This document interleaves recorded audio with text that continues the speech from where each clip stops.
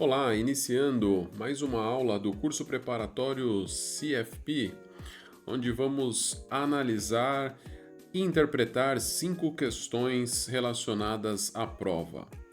Iniciando com a questão 1. Ao desenvolver um plano de investimento para um determinado cliente, qual das seguintes estratégias seria a mais apropriada para o investidor, com uma aversão extrema ao risco? Pela nossa estratégia, é sempre marcar e fazer o entendimento ali das principais expressões, fazendo um entendimento da pergunta. Então, um cliente, ele tem um plano para fazer um investimento, mas a partir da análise do perfil desse investidor, foi observado que ele tem uma aversão ao risco. Isso daqui quer dizer o quê? Que é um perfil conservador desse cliente, né, desse investidor. Então, se ele é conservador, se ele tem aversão ao risco, outro sinônimo, ele não quer correr risco e, na verdade, está dizendo que é extremo, né? É muito forte essa aversão de risco para ele. Então, é isso que a gente tem que buscar nas alternativas. Letra A, investir em ações de empresas de alto crescimento. B, diversificar a carteira com uma mistura de ações, títulos e instrumentos do mercado de crédito privado. C, utilizar alavancagem para aumentar o potencial de retorno. E D, investir exclusivamente em títulos do governo de longo prazo. Então, se a gente sabe que a aversão ao risco é uma característica de um perfil conservador, nesse caso, precisamos buscar uma estratégia de investimento conservadora. Letra A. Investir em ações de empresas de alto crescimento. As próprias ações, né, quando a gente fala de renda variável, o risco é alto, né? Nós não sabemos como que vai se comportar o mercado mais para frente. E ainda quando a gente fala de ações com alto crescimento, aí é mais arriscado ainda. Por quê? É uma empresa que está se desenvolvendo muito, crescendo muito, claro que pode trazer altos retornos, mas também tem um risco bem alto inerente. Então, a alternativa A não está correta. B. Diversificar a carteira como uma mistura de ações, títulos e instrumentos de crédito privado.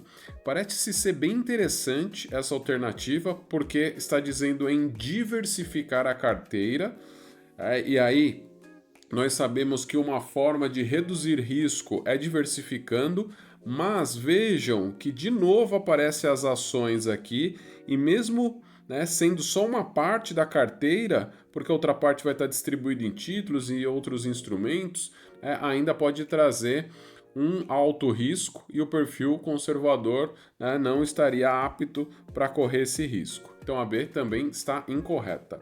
C. Utilizar alavancagem para aumentar o potencial de retorno.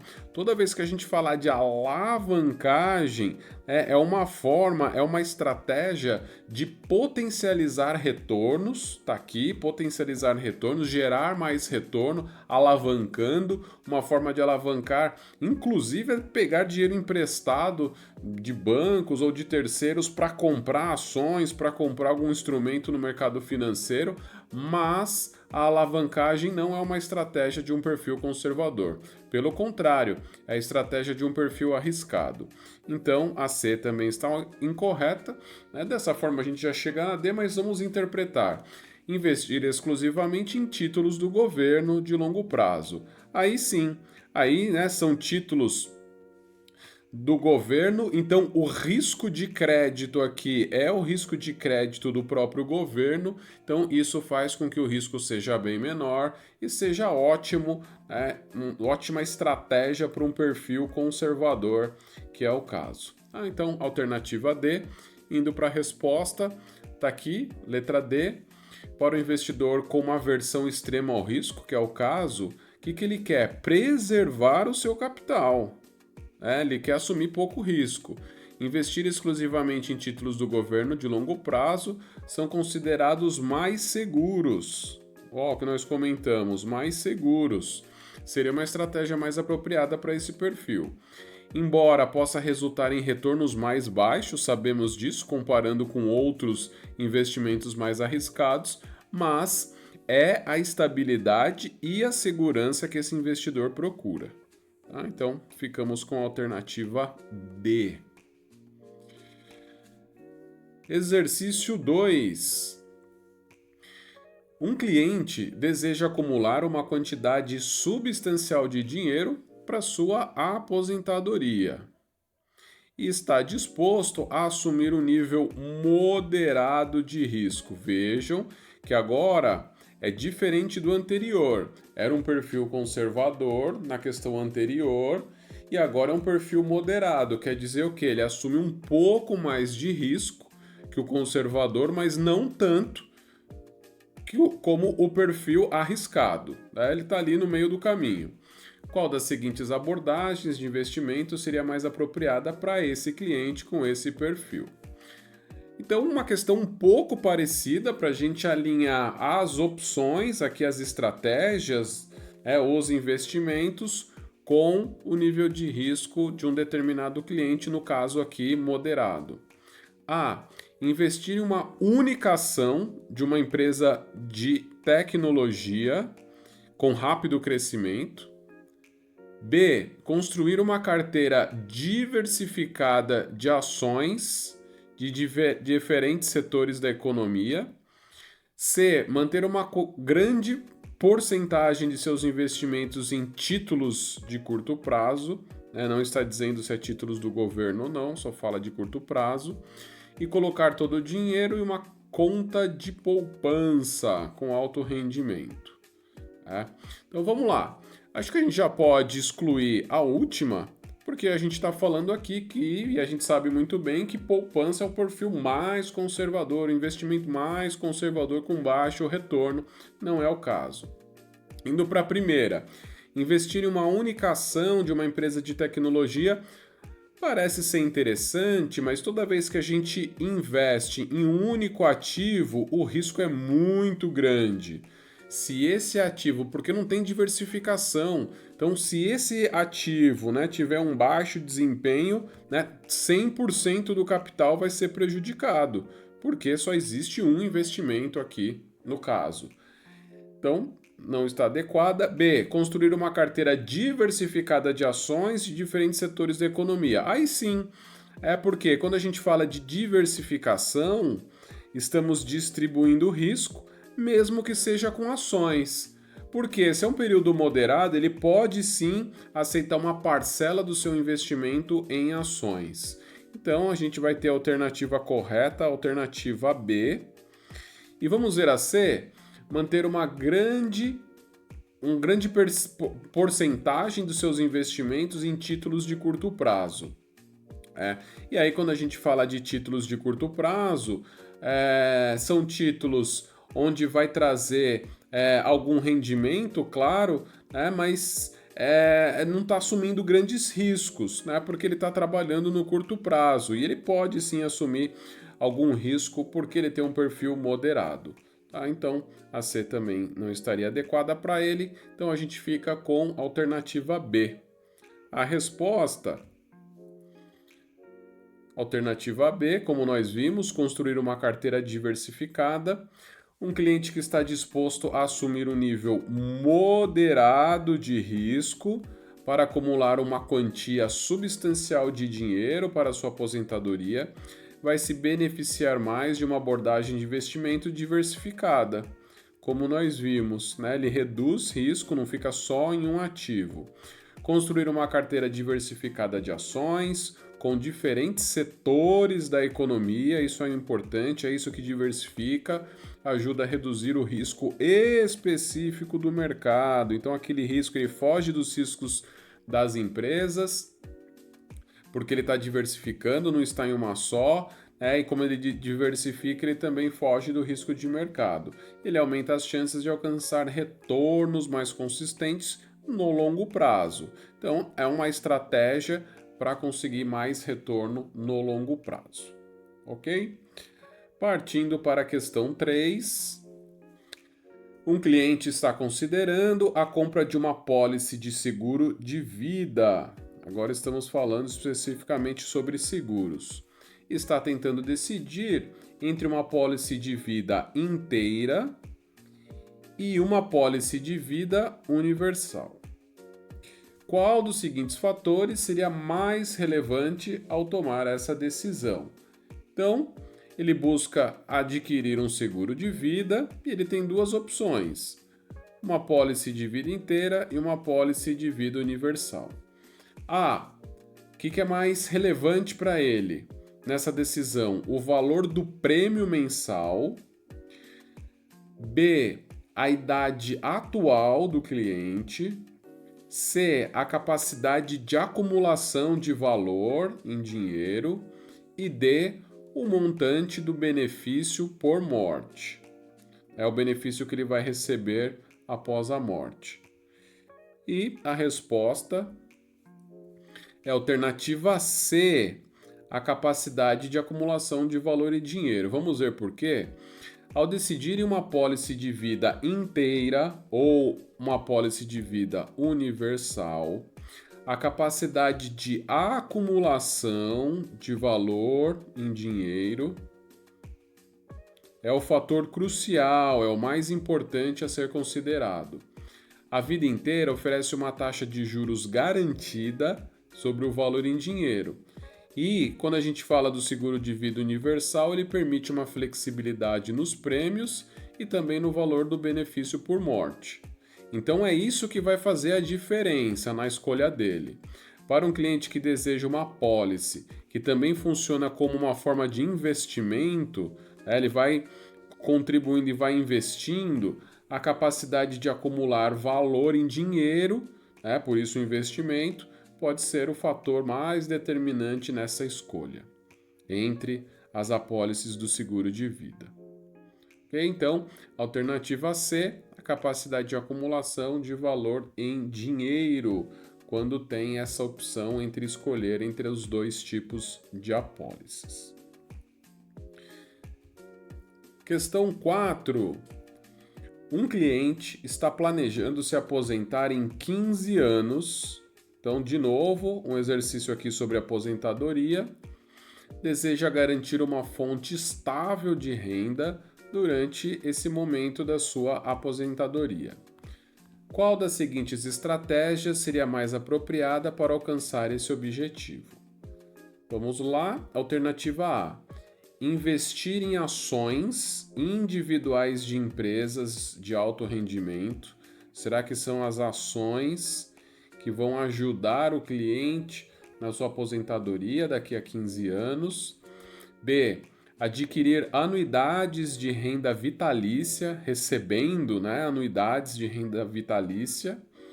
C, manter uma grande parte dos investimentos em contas de poupança de alto rendimento. E D, comprar títulos corporativos, títulos de empresas, porém de longo prazo. Interpretando, vamos lá, alternativa A. Investimento em ações pode ser bem interessante numa visão de longo prazo, porém quando a gente fala de alto rendimento, o risco é maior, então a gente precisa comparar com as outras alternativas. B, adquirir anuidades de renda vitalícia. Esse é o papel principal de um investimento que traz, após a aposentadoria, uma renda que pode ser mensal ou pode ser anual. Por exemplo, um plano PGBL ou mesmo VGBL que vai trazer uma renda vitalícia ali para o cliente. C, manter uma grande parte de investimento em contas de poupança, Então isso daqui está incorreta, porque a poupança, dentre as opções que a gente conhece de investimentos, é a pior, é a menos rentável. E D, comprar títulos corporativos de longo prazo, fica uma opção até parecida ali com a opção de ações. Então pode ser uma estratégia, mas entre elas a melhor vai ser a B, adquirir anuidades de renda vitalícia, através de um plano específico. Resposta correta. como nós vimos, é a B, adquirir anuidades de renda vitalícia. E a explicação: para garantir uma fonte estável de renda durante a aposentadoria, adquirir após a aposentadoria, após o período de acumulação, uma renda vitalícia através do recebimento de anuidades ou mesmo de mensalidades, né, como se fosse um salário, pode ser a estratégia mais apropriada. Essas anuidades pagam uma quantia fixa regularmente ao longo da vida do beneficiário, proporcionando segurança financeira e proteção contra o esgotamento dos recursos durante a aposentadoria, que é o período que ele mais precisa. Por quê? Provavelmente não está mais trabalhando, não tem a sua renda como recebia antes e agora recebe a renda através aqui das anuidades. Essa estratégia permite ao cliente planejar suas despesas, claro, né? Vai planejar as despesas em função daquilo que está recebendo, de forma mais eficaz e vai garantir um fluxo de renda consistente mesmo depois de parar de trabalhar. Tá? Então, é conceitualmente a melhor alternativa receber uma renda vitalícia. E a última questão, que é a questão 5. Quando se trata de planejamento de aposentadoria, qual das seguintes estratégias de distribuição de ativos, estamos falando de distribuição de ativos, geralmente é recomendada para o investidor mais jovem? Então, atenção aqui. Agora, o perfil é o investidor mais jovem que, por natureza, é um perfil mais arriscado. Ele assume, ele aceita mais riscos. Alternativa A, uma alocação agressiva de ativos, com uma porcentagem significativa de investimento em ações. Vejam, né? Bem diferente da primeira questão, onde era um perfil conservador, agora é um perfil arriscado. Será que a alocação agressiva de ativos em ações? Combina, né? Combina com um perfil mais arriscado. B, uma alocação conservadora de ativos, com foco em títulos de renda fixa, incorreta. C, uma alocação moderada de ativos, equilibrando investimentos em ações e títulos. Não, né? A gente já sabe que é arriscado, então moderado também está incorreto. Uma alocação de ativos mais personalizada, baseando exclusivamente na idade do investidor. Sim, né? A gente vai olhar a idade, mas não necessariamente personalizada, né? A gente quer aqui focar no perfil. Tá? Então a gente já sabe que o perfil ele é arriscado, então a melhor alternativa é a A. Uma alocação agressiva de ativos, investimento em ações. Aí alguém pode perguntar, mas da mesma forma que o rendimento pode ser alto, né, nesse investimento, pode ter perdas consideráveis. A resposta é sim, pode ter, mas como ele é jovem, ele tem tempo ainda para ganhar outros recursos, para investir, tentar outros investimentos, tentar rentabilizar. Ele tem um prazo, ele tem um período para isso porque ainda é jovem, então ele pode arriscar sim. Diferente de uma pessoa já idosa, onde não tem mais essa possibilidade, não pode colocar seu dinheiro em risco. Resposta correta, então, é a alternativa A, uma alocação agressiva de ativos, principalmente em ações. E veja, a gente não está falando que é 100% em ações, está falando que é uma porcentagem significativa, talvez 40%, mesmo 50%, né? A outra parte aqui do seu portfólio está em outros ativos menos arriscados, provavelmente. Então, para o investidor mais jovem, uma alocação agressiva de ativos geralmente é recomendada no planejamento da aposentadoria. Como o investidor tem um horizonte, como eu comentei, né? Então, o horizonte de tempo, ele é mais longo até a aposentadoria. Tem 30 anos, por exemplo, 40 anos. Então, ele pode, sim, se arriscar quando é jovem. Pode suportar mais riscos e se beneficiar do potencial de crescimento do investimento, mais voltados para mercados de ações, como a gente viu. Uma alocação agressiva pode ajudar a maximizar os retornos. Vejam, ao longo do tempo, explorar bastante, né, o famoso juros sobre juros e no tempo fazer essa bola de neve, né, os seus recursos aumentar cada vez mais.